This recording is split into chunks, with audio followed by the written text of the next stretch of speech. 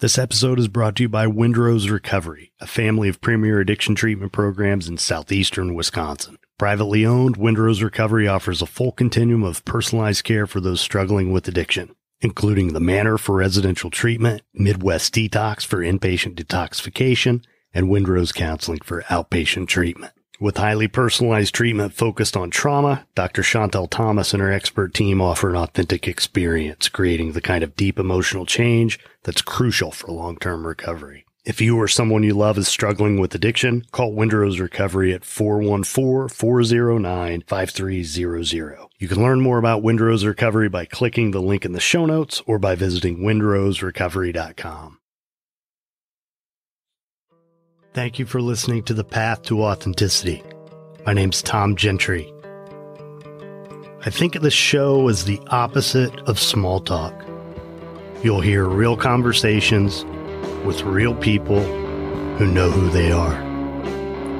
We talk about what makes them who they are, how they became who they are, and how we might become truer expressions of who we are.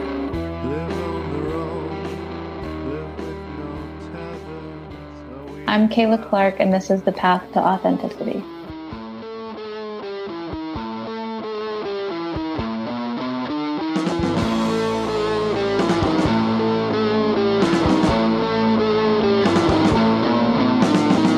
Nowhere to run, nothing to hide from the government's prying eye. Take yourself a summer holiday. The Path to Authenticity proudly supports the I Speak Media Foundation, advancing media literacy education through an evolving series of outreach programs within the communities that need it most. For more information, visit ispeakmedia.org.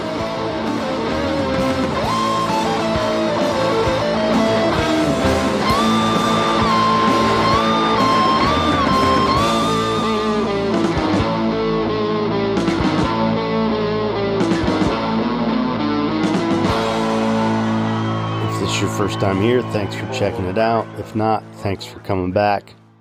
I'm Tom Gentry. This is The Path to Authenticity. Episode 118 for April 13th, 2021, featuring a writer, blogger, playwright named Cayla Clark. On this day in 1861, after 34 hours of bombardment, the Union-held Fort Sumter was surrendered to the Confederates. Then in 1864, Union forces under General William Tecumseh Sherman began their march through Georgia. In 1902, J.C. Penney opened his first store in Kemmerer, Wyoming.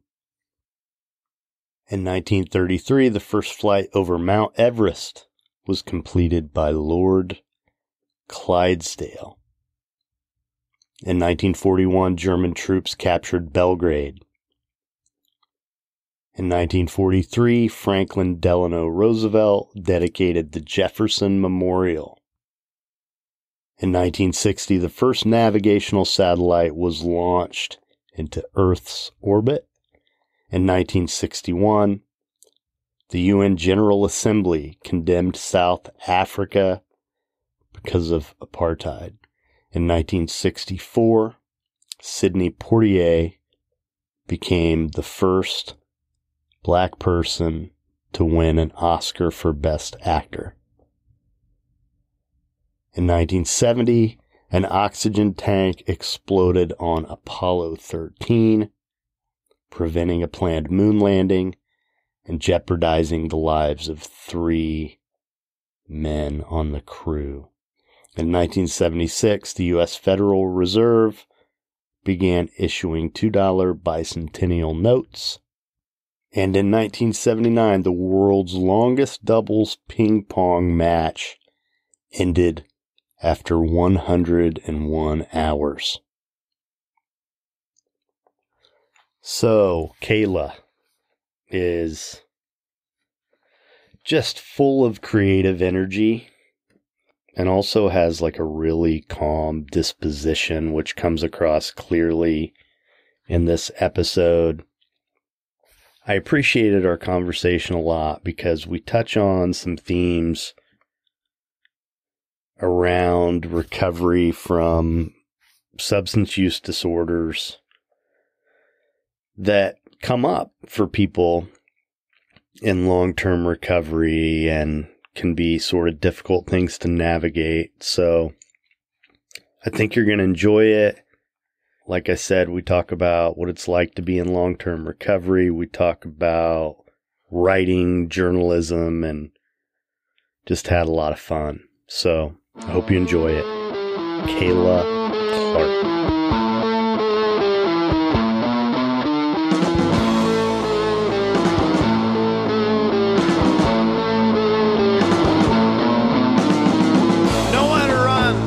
Nothing to hide from the government's prying eye. Take yourself a summer holiday. To talk to you, it's like we've kind of known each other, but haven't really ever gotten a chance to have a conversation like this. So I've been looking forward to it. Yeah. Thank you for having me. Of course. So first of all, you're a super creative person.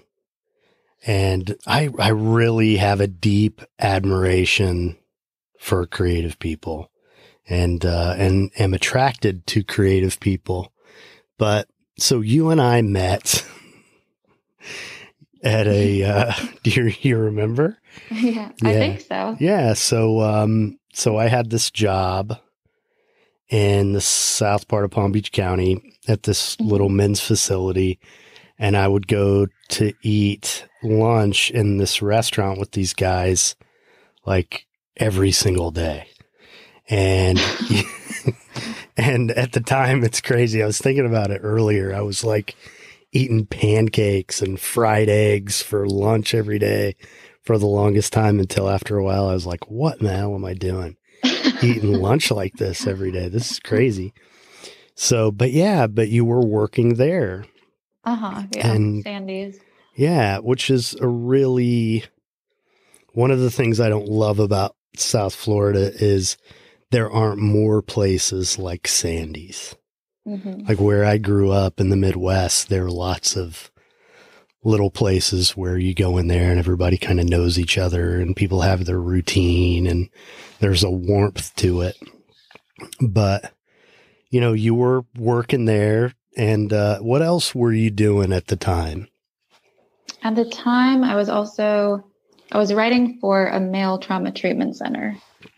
So I was doing that during the week, and then I was at Sandy's Diner Saturday and Sunday. Mm-hmm. Yeah. And then after some time, you just kind of decided you were going to pick up and leave and go wander, right? Yeah.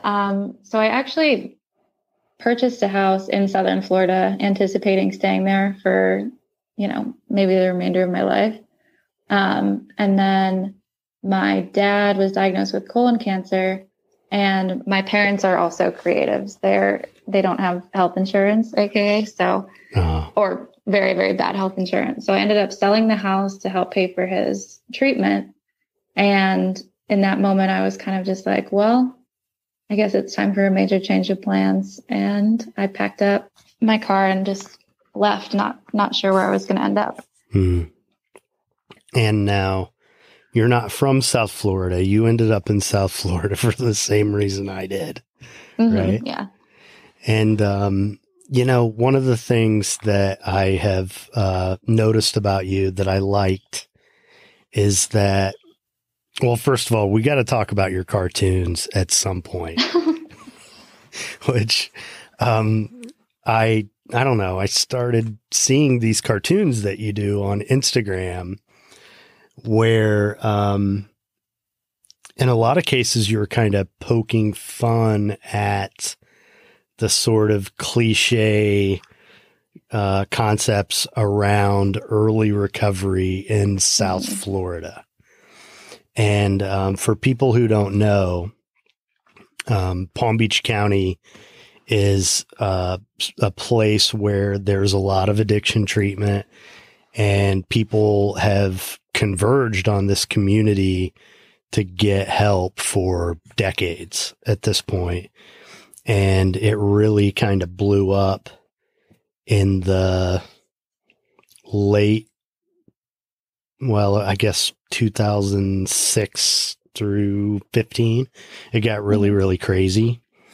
And where, you know, when I came down here in the late 90s, it was like there were a few places, but they were all really, really great. It wasn't like that anymore by, you know, 2010. Things had changed an awful lot. But so Delray Beach specifically is this community where a lot of people come to get sober. And I really loved how you kind of made fun of the vape guys and, you know, all the stuff that you know, these people kind of fall into, this little subculture, which really isn't that cool, you know. To me, like, it misses the point of, to me, like, to be sober, it was never about becoming part of some subculture. It was about giving me the ability to go out and live my life and be whatever I wanted to be, not to be confined to some bubble, you know? So you have all these characters, and what was that about? Where'd that come from? I guess I've always been a pretty sardonic person. And I mean, in that, like you said, in that subculture, there's just quite a lot to make fun of, right? I mean, like, it's, I was just never exposed to anything like that before coming to Delray Beach. And, you know, I think my way of like coping with things too sometimes is just tearing them to pieces. So. Well, you crushed it with that stuff. So, so you grew up in California, right? I did. Yeah. Southern California. What part?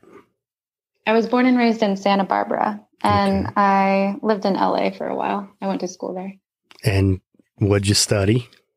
I studied playwriting. Yeah. So you have that bug too, right? Are you working on any productions right now? Or, well, I guess the pandemic has kind of hamstringed you there, right? Absolutely. Yeah. The pandemic has put a hamper on everything theater related, but I did manage to put on a few original plays while I was in Oregon. So that was nice. And I'm looking forward to doing that again. Yeah. So what attracted you to that type of writing? Yeah, have you just always loved theater? So I actually did TV acting when I was young, like between the ages of 4 and about 15. I did a lot of commercial acting, and I was on that side of things. And so I was always on stage. And then in high school, I took a playwriting class, and I just fell in love with it, and ended up entering a contest when I was 17, and I had a play produced in LA, and that was just life-changing for me. You wrote a play at 17 that was produced in LA? Yes, as part of a contest. Right. But still, that's huge. Yeah, it was definitely a very impactful experience for me. So then you went to school for that. And then, you know, what happened after that? Where'd you end up after that? Because you've had some twists and turns, right? Like most of us. I think the few years between, or maybe couple years between graduating and winding up in Florida are just a hot mess. I can't really tell you exactly where I was. I was bouncing between LA and Santa Barbara, which is where I was born, and kind of just woke up in Florida one day. So after graduation, things kind of spiraled for me a bit. Yeah, but then, so had you had any other experience with recovery or attempts at recovery before you came down here? Yes, actually. my parents stuck me in rehab when I was 21, which I thought was ridiculous because I was 21. Right. And I ended up, it was in Costa Mesa, California. So I was there for 30 days and then I went back to school. And I definitely didn't take it seriously or think I had a problem. I had fun dressing up for AA meetings and, you know, hanging out with the girls by the pool. But at that point, I certainly wasn't serious about recovery. Mm. Yeah. So it took a couple more lumps. Yeah. Yeah. Yeah. It took, you know, me waking up in a psych ward and then subsequently waking up in Florida with no idea how I got there. And then, you know, after I got to Florida, it was a wild ride for a little bit. Was it? And then I finally found my footing. Yeah. Okay. So how old were you when it finally stuck? Oof. I was maybe 24, 25. Mm-hmm. Yeah. So what do you think made the difference? What was it that you had to kind of figure out before you settled into it? I'm not sure exactly when it clicked for me. I think I finally found a sponsor that I could actually relate to. And I just took an honest look at myself and what I was doing, which was, you know, hiding like gas station wine in my closet because my roommates were also sober or were sober, not also, but were sober. Mm-hmm. And so it was like a no drugs or alcohol house. So I was hiding wine. And yeah, I think I just did like a little honest self-reflection. And I was like, no, this is not a sustainable lifestyle. Yeah. Well, and I know for me, I guess I had to experience enough pain. Mm-hmm. It had to be uncomfortable enough for me to actually want to change. Right. And what you're talking about, like living a life where you're hiding your drinking. Mm-hmm. I mean, there aren't many more painful things than that I have been through. Cause, you know, I mean, there was this one period, maybe 4 or 5 months before I ended up going to treatment where I was hiding my drinking and I wasn't doing it out in public. And, you know, but I like actually had myself convinced I wasn't really drinking.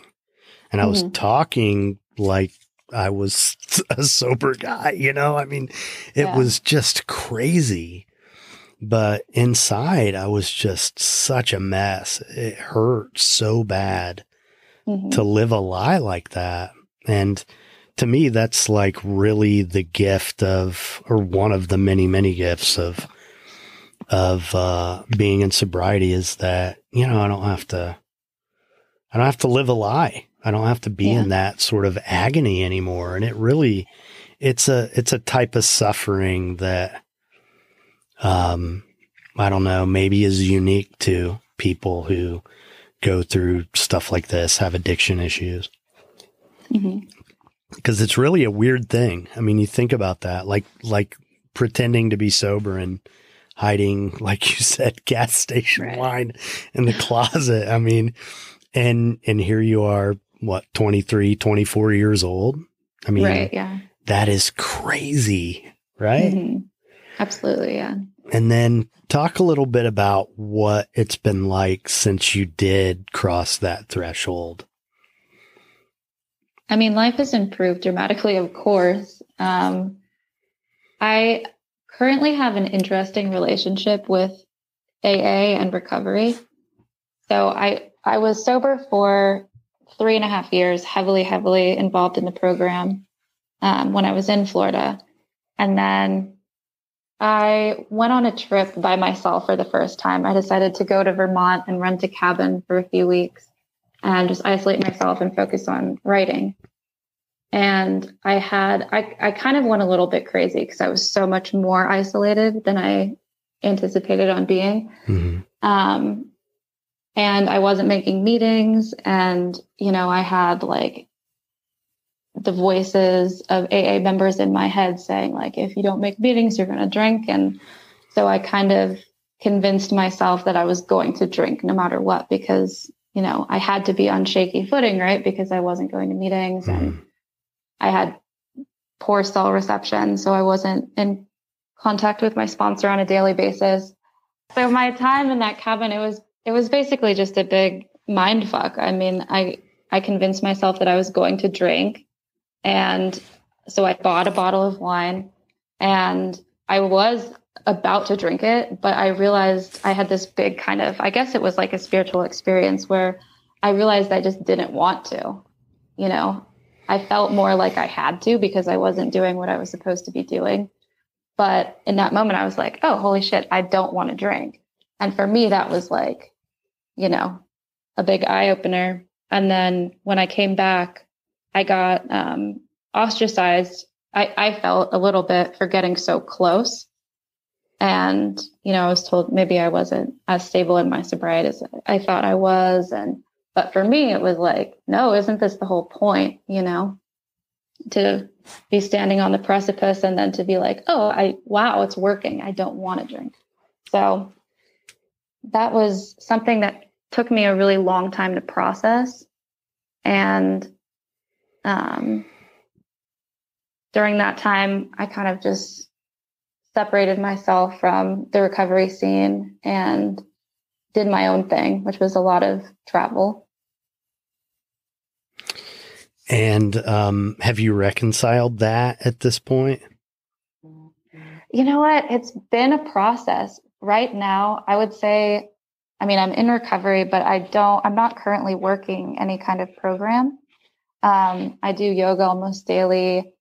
I meditate, and I've kind of found what works for me. And, you know, it's not something that I'm shying away from completely or that I've turned my back on. I just feel like I went on my own personal journey and it led me to this lifestyle, if that makes sense. And you're happy?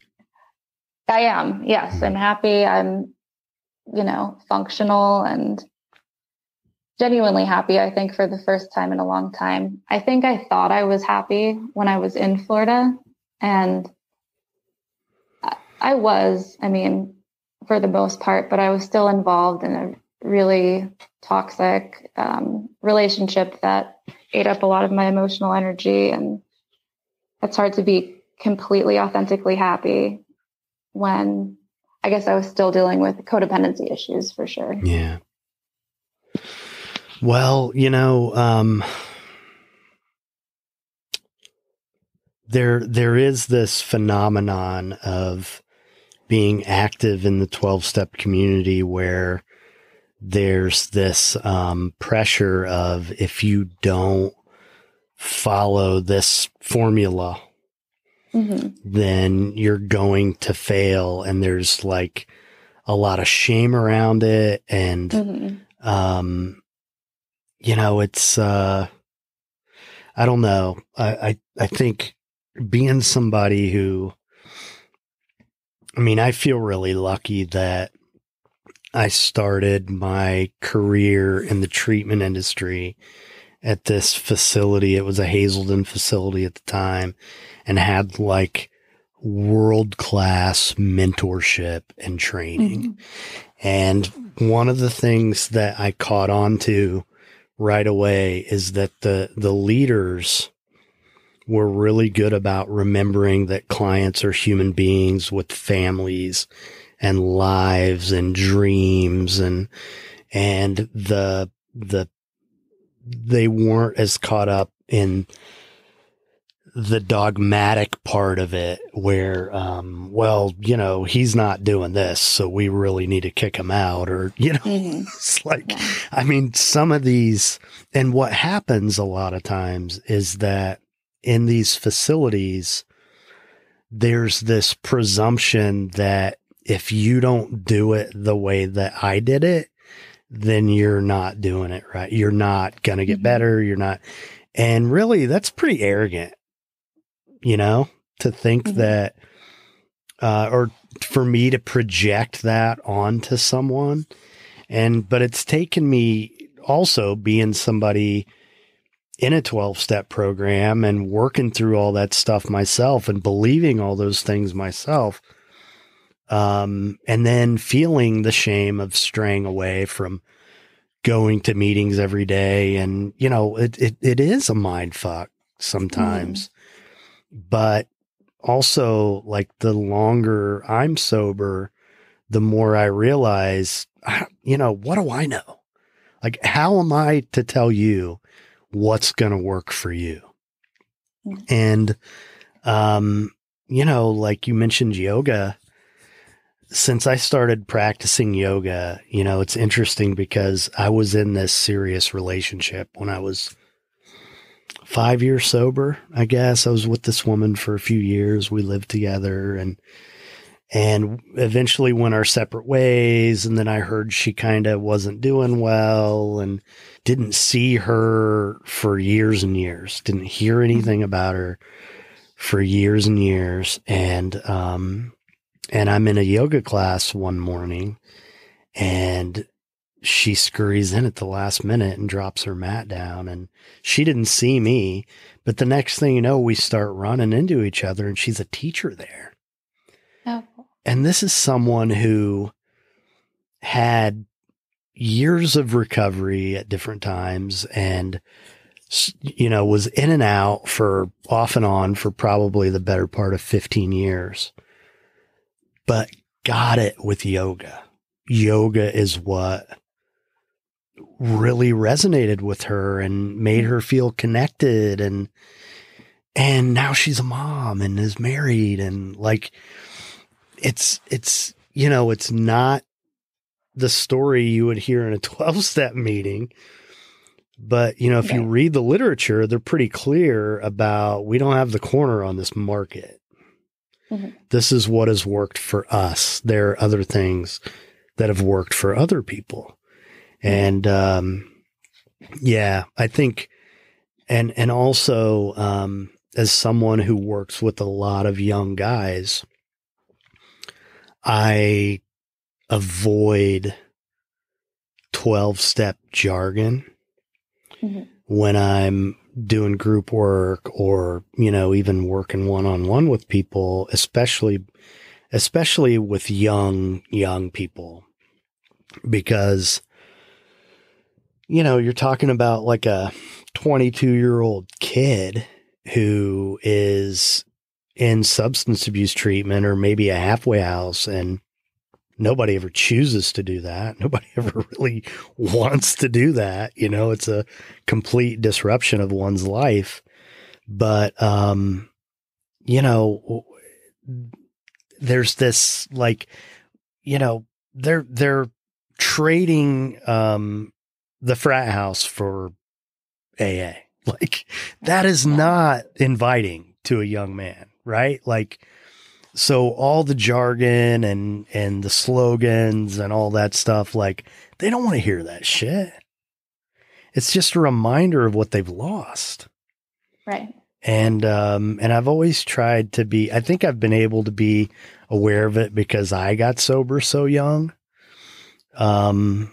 And just kind of knew, but yeah, there are, I think as an industry, people doing what I do, we have to do a better job of having our arms wide open and not judging people. And, I really believe at the end of the day, we have what it takes to heal ourselves. Like, we know what we need if we really get tuned into it and do it. And if we're true to ourselves. And, I'm not knocking any of the other stuff. I mean, like the 12-step work saved my life. Right. And I love it. But, what do you do if you can't get somebody to go to a meeting? Does that mean you give up on them? I don't think so, Anyway, so yeah, so you, that's interesting. And I appreciate you talking about that because the shame around it. It's a hard thing to talk about. Oh yeah. It is. Like, one of the things that I had a hard time with for a long time is I didn't really sponsor guys, you know, and I did some. I got into a stretch relatively early on in sobriety where I was sponsoring guys and beginning to take them through the steps, and usually they'd do a fifth step and disappear. That's basically what happened. Right.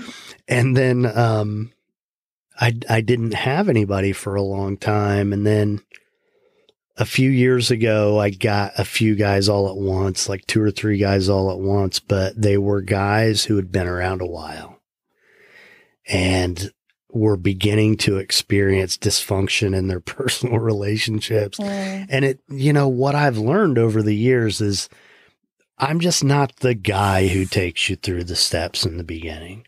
I'm the guy that you come to a few years later when you're driving yourself crazy with, you know, you're in a crazy relationship and you're trying to figure all that kind of stuff out. That's my wheelhouse, you know? Mm-hmm. And there is a place for all of us. We don't all have to be the same about how we do this stuff. The point is showing up and being of service and helping people, giving to people, you know, treating people with love. Yeah. So anyway, all right. So now you're in Asheville, North Carolina. Yes, I am. So what are you doing in Asheville? Oof, way too much. So I've been doing recovery writing since I left Florida. So I do that full-time remotely still, which is awesome. So when you say recovery writing, what do you mean? Mostly just articles and blogs for treatment centers. So it's all recovery-based writing. And I think some of it is more, I guess, I don't know, because, you know, there's all the keyword stuffing and there is kind of that shady aspect of it. So I do sell my soul a little bit, but then I have a couple clients who I write for and people actually read the articles and I can write what I want. And that's, I think, still a big part of my recovery is being able to do that on a daily basis. Yeah. Well, and I get what you're saying about, and I hate to hear you talk about it as selling your soul, but I kind of feel the same way. And it's not even about the recovery thing. For me, it's about, I don't want to write for keywords. Right. You know, I want to write. I don't want to like have my, my diction be determined by, using a certain word a certain number of times. And so to be able to be proud of what I've written and have it be something that will, will be optimized for search engines. You know, it's a difficult thing to accomplish. And so one of the things I've done is kind of compartmentalized that, like for this podcast. Like I have blog stuff that I write that's like commentary, like essay sort of stuff. And I try not to optimize that unless like it's really easy to do. It just makes sense, and it doesn't compromise the quality of the writing in my mind. But then I have like the show notes for the episodes. Those are just, boilerplate stuff. And so that kind of stuff, I don't worry about, it's not like some piece of writing I'm going to be attached to anyway, Right. Yeah. So that's something that I've had a hard time with all along, ever since the advent of the internet, really, and I say that as, in high school, I was on the staff of this newspaper that I was just lucky. We had a really great journalism program, and it was the late 80s or early 90s. And like, we were the only, some kids had access to computers, but like we had Macs, back then, which were like nobody had a computer with a mouse, but I had access to one, and actually,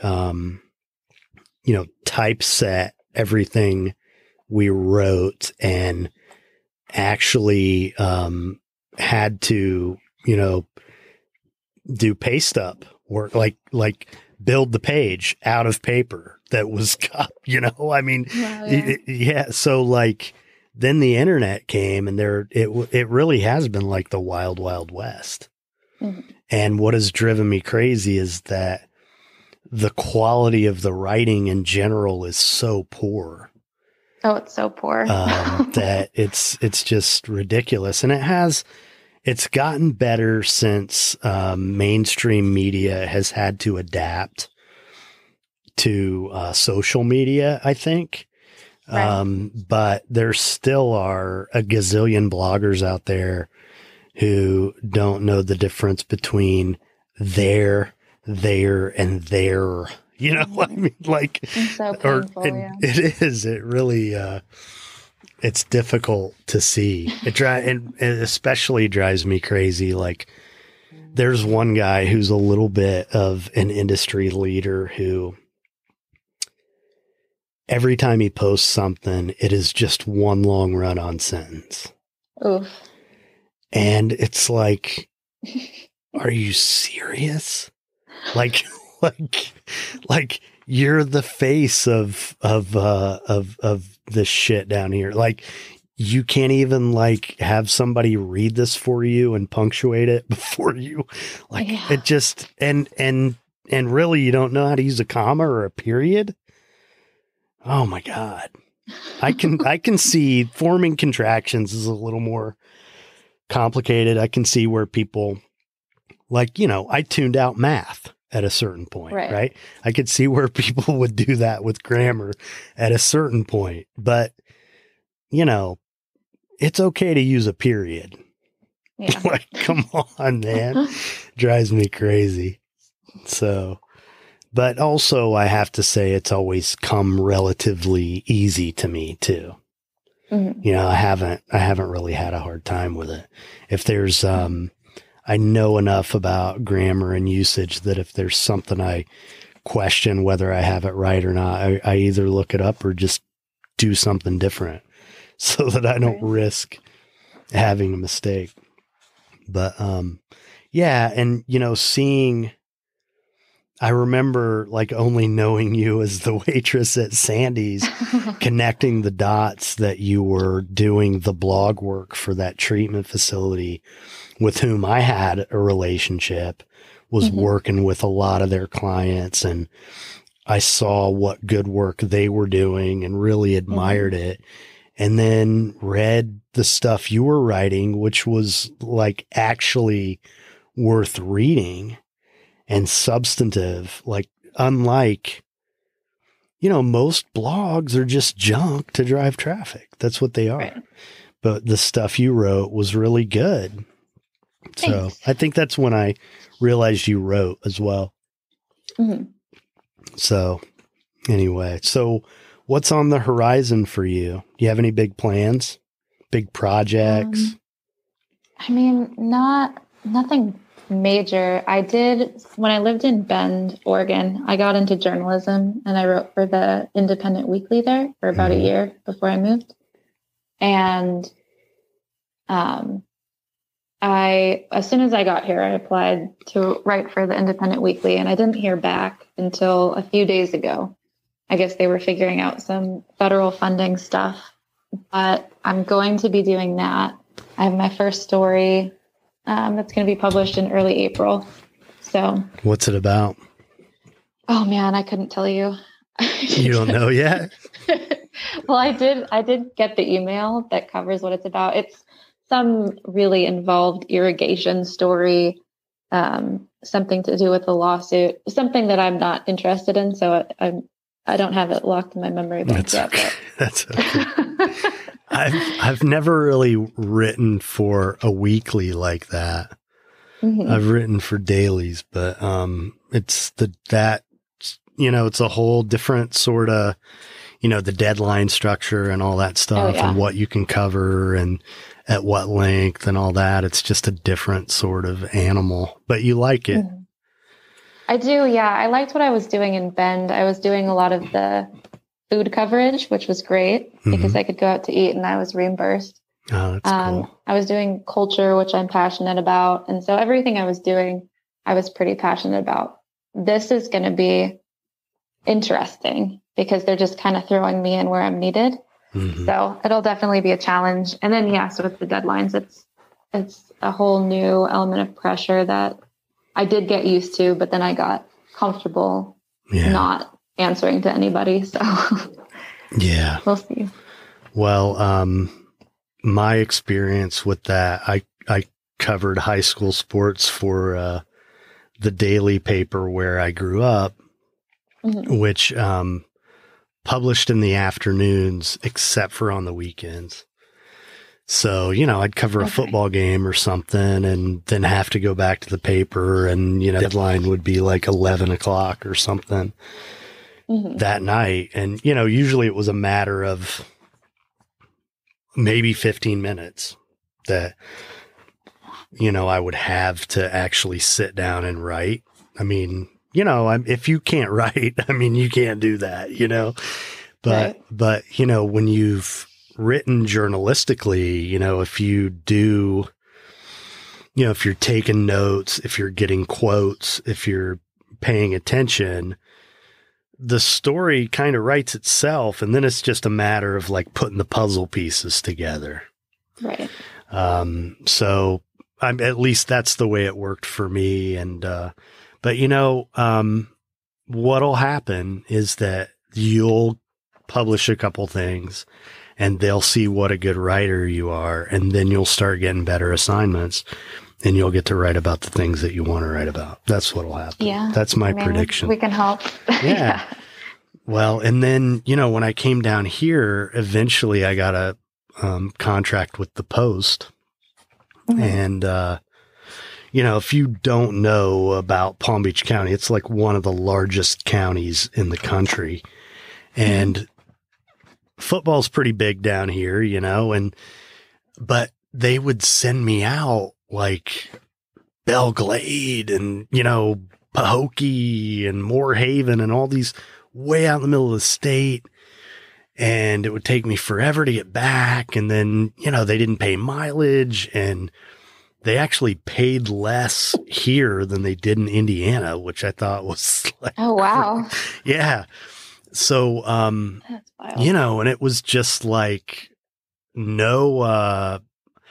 also like no personal relationship with the editorial staff. Like it was just like, okay, this is too much. By that time I was like sober long enough where I was beginning to start to get a normal social life. And like, I don't need this on Friday nights, this $25 for, traipsing all over the state, but it was good because I felt like, that's a pretty good paper, for me to, it was a milestone in my recovery to be able to go somewhere else and do that and get that byline. And what I would really like to do is, I would cover baseball if they wanted to use me for that. I would love to do that because it's just such a different experience, a baseball game as opposed to football or basketball or something. And, I would enjoy it, but anyway, we're here to talk about you. So, so you're writing for the weekly there. And, and anything else? What about theatrical stuff? Do you have manuscripts you're working on or anything like that?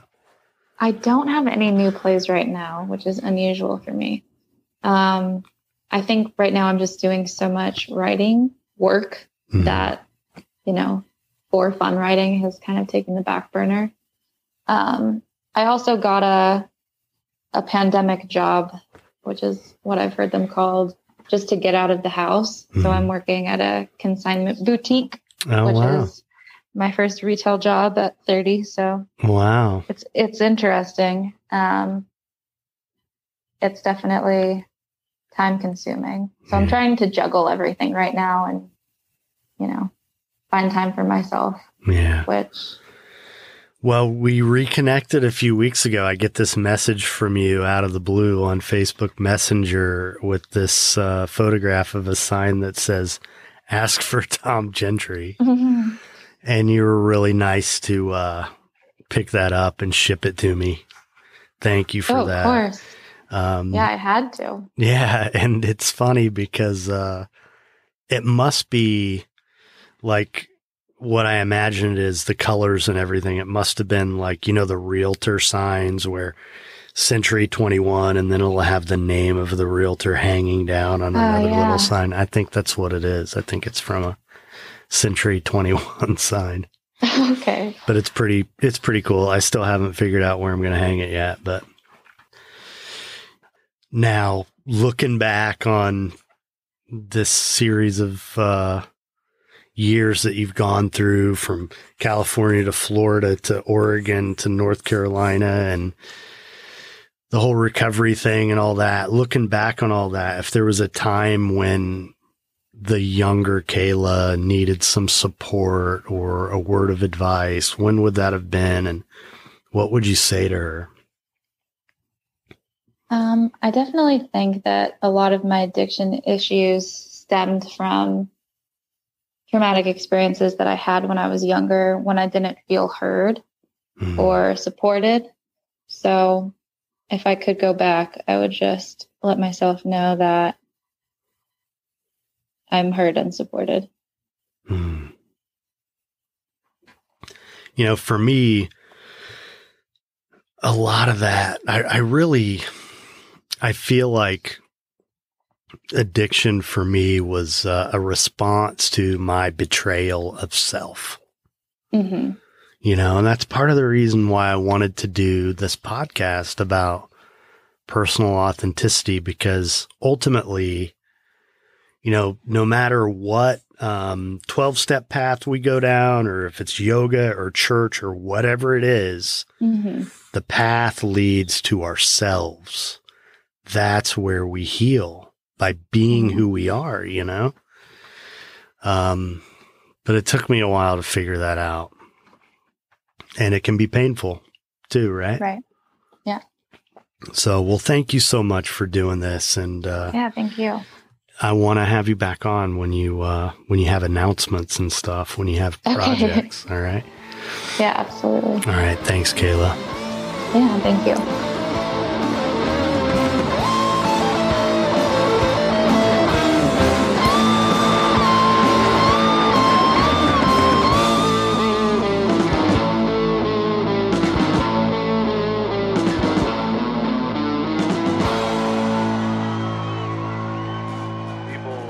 All right, there you have it, Cayla Clark.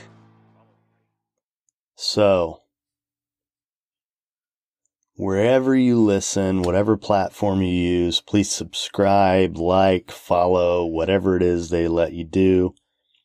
You can find the show on Amazon, Apple Podcasts, Breaker, Google Podcasts, Listen Notes, Overcast, Pandora, Podbay, Podcast Addict, Podchaser, Radio Public, Spotify, Stitcher. And I generally post the episodes that come out on Tuesday. I post them the following Sunday on YouTube. If you enjoy the show, please take the time to leave a review or rating or both, preferably on Apple Podcasts. If you don't have an Apple device, Podchaser is where it might do the most help to leave a review, but anywhere you can do it. If they give you the opportunity, please do. Every little bit helps. If you know someone who would like this episode or another episode, the show in general, please send them a link. If you have questions or comments, you can call 561-247-4757 to leave a message. I'd love to hear from you, value any feedback you have. For early access to the newest episodes as well as unedited interviews, you can support the show on Patreon. For as little as $1 a month, you can gain access to supplemental content for a limited period of time. That's patreon.com The Path to Authenticity. I want to thank the band Punk Rock Opera for use of their music that you hear throughout the show. Their songs are used with permission from the artist and under a Creative Commons license. I want to thank our sponsors, The Manor and Windrose Recovery. Thank you to Wendy Chin from Equivox for providing digital support. And the Path to Authenticity is proud to support the I Speak Media Foundation. You can visit the show at thepathtooauthenticity.com. Email us at thepathtooauthenticity@gmail.com. Like us on Facebook. Follow us on Instagram. Have plenty of playlists on Spotify. You can find links in the show notes. I'm also beginning to dabble with Clubhouse, and I'm probably going to start. What I'm going to try to do is, as I interview people, use that platform to record so you can listen in live if you're on Clubhouse to the interview itself. Anyway, hope you guys are doing well, enjoying your spring. As I record this, it's just afternoon on Saturday. I'm going to go lay by the pool a little bit and read some Flannery O'Connor. So, have a great week.